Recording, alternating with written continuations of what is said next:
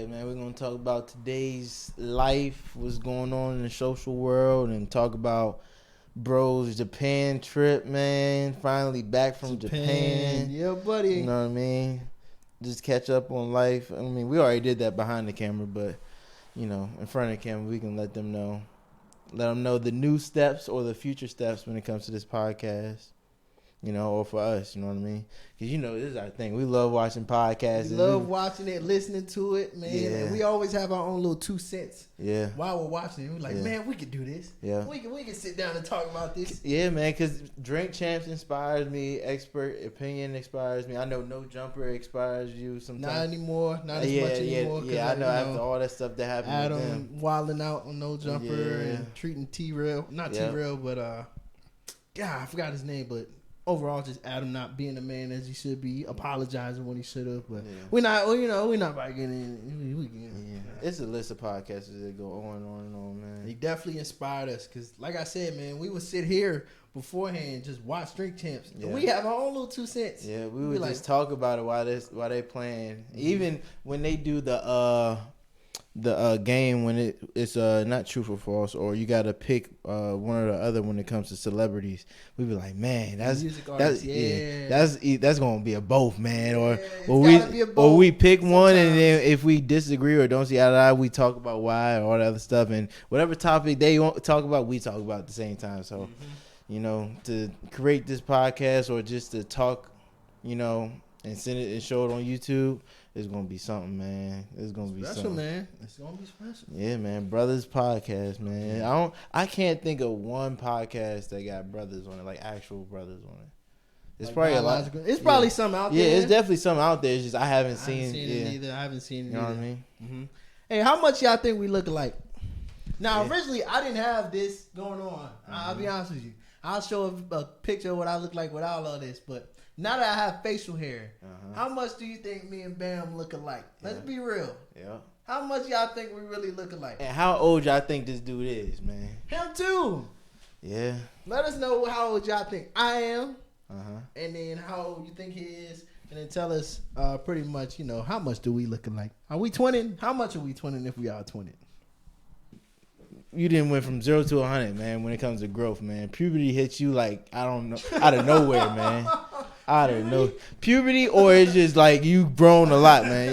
If you know this dude, if you know this dude, man, you know he was skinny, you know what I mean? And then in an amount of 2 years, he then bulked up, then gained some weight. In the gym, man. You got to be in the gym sometimes. And a lot of people...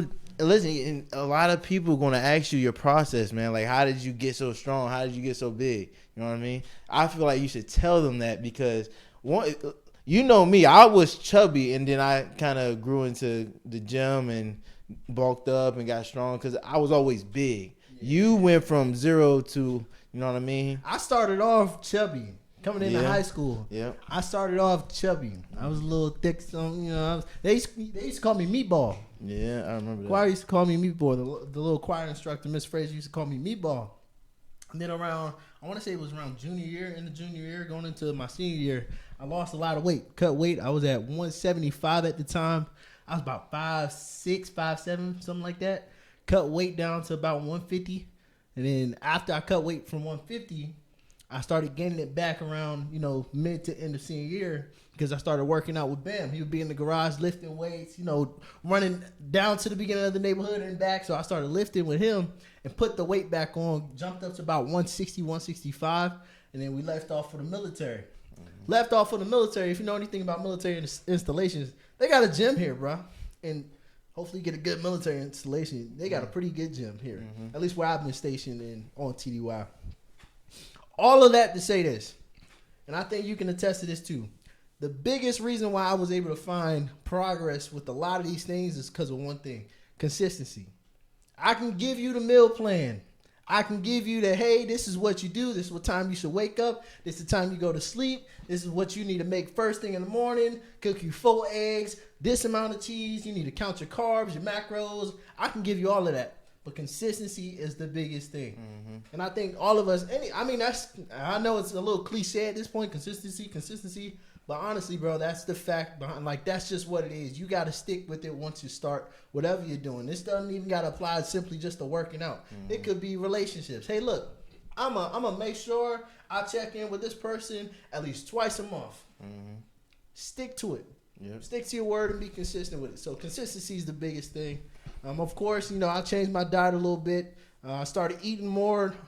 Started eating healthier. And of course, I started hitting the gym. Started lifting some weight, throwing some weight around. But my biggest thing is consistency. That's what's going to get you to the next step, next level, into the place you want to be in your life. Yep. Yeah, he ain't lying, y'all. If you stay consistent, it will carry on to your daily life, and it force you to be a disciplined person. And that discipline characteristic will help you through everything, man. I'm trying to tell y'all, man. Your professional career, your social life, relationships, romance, like it's a different thing. Especially nowadays, people always say, "Oh yeah, I'm gonna do this for you. I'll be there for you. I'll make sure to check in every now and then. I'll be." They'll make certain claims and don't live up to those claims. Yeah. They'll say, "Oh yeah, I'm gonna start doing this." It's the January 1st syndrome, bro. Yep. They say, "I'm gonna go to the gym January 1st and I'm gonna stick with it every week." Yeah. Come January 14th, where they at? Yeah, they gone. They back in the crib, eating popcorn, eating snacks all day long. You know what I mean? And no shame to eating all that stuff. Yeah. But if you want to eat like that, you got to work. Yeah, your physical wellness, your spiritual wellness, and your mental wellness is got to be up there, man. If you ain't there with those three things, you need to reevaluate yourself. You know what I mean? You need to make sure that you got those things aligned and at the top, at its peak. Because if you don't have it at its peak, you're only hurting yourself. You know what I mean? You need to do everything for yourself. You need to focus on yourself, because once you focus on yourself and you see the progress within yourself, man, the world is, you're going to have it in the palm of your hands. My only pushback to that, though, bro, is one thing you highlighted: make sure your spiritual, mental, social life is at its peak. I'm going to keep it a buck, bro. That's not how life works. You're not always spiritually going to be at your peak. You're not always mentally going to be at your peak. Mm-hmm. Emotionally, you're not going to be at your peak. Mm-hmm. I think what really we should be telling people is, look, you're not always going to be on a high. You're not always going to be at the climax of life. You're not. Mm-hmm. But how are you going to respond? Mm-hmm. When you're in the valley, when you're at your lowest of lows, or you're not at the highs of highs, what are you going to do? Yeah.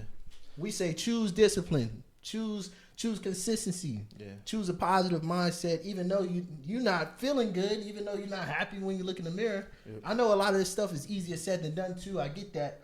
But this is the mindset that we should carry within ourselves. Say, look, I know I'm not doing the best right now, but the only way I get better is if I keep going, have a positive mindset, and keep pushing forward. That's the biggest thing. Yeah, when it comes to those three things, just making sure that it's never going to be perfect. It's not supposed to be perfect. It's never not supposed to be perfect. So making sure the man, this mic, man. Making sure those three things is like where like you feel like it suffice yourself. Like you feel like it's where you feel comfortable, man. Like it's not supposed to be easy. And if you can't get to those stages where you feel like you're not reaching where you want to be, then that's where you probably lean on somebody close to you. You know what I mean? And make sure you can discern whether or not that person is really good for you or they just using you.